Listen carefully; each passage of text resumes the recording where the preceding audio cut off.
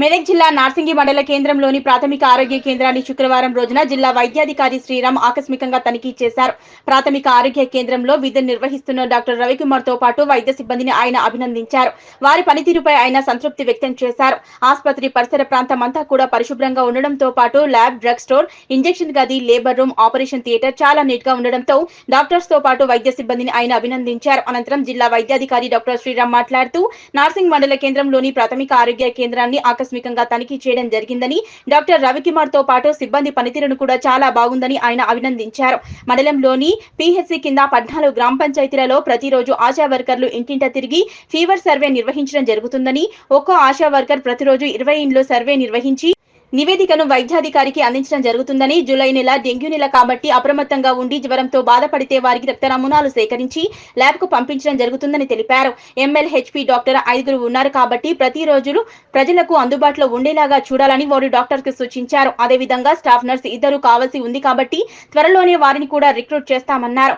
ఈ కార్యక్రమంలో program officer Naveen, district mass media officer Srinivas, మండల వైద్యాధికారి Ravikumar, senior assistant Avinash, supervisor Umarani సిబ్బంది పాల్గొన్నారు. ఈరోజు నార్సింగ్ పిఎస్సిని సర్ప్రైజింగ్గా విజిట్ చేయడం జరిగింది. మన ఎన్విబిడిసి ప్రోగ్రామ్ సార్ డాక్టర్ నవీన్ గారు, అదేవిధంగా district mass media officer Srinivas గారు, అదేవిధంగా నేను ఇక్కడ సర్ప్రైజింగ్ విజిట్ చేసినప్పుడు, గతంలో విజిట్ చేసినప్పుడు కొద్దిగా పిఎస్సిలో పరిశుభ్రత లేకుండే. అప్పుడు డాక్టర్ గారు రవికుమార్ గారికి ఇన్స్ట్రక్షన్ ఇవ్వడం జరిగింది.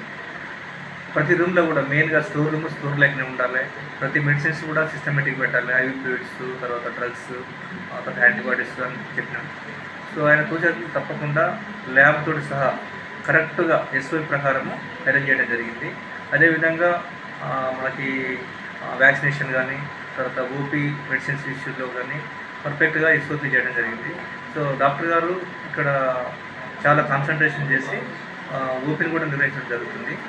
4 ఎంఎల్హెచ్పి డాక్టర్స్ ఉన్నారు, బిఎంఎస్ డాక్టర్స్. వాళ్ళ సజెషన్ కూడా ఏఎన్సీ చెకప్ రోజు, మండే రోజు ఫిమేల్స్ని పెట్టి చేయడం జరుగుతుంది.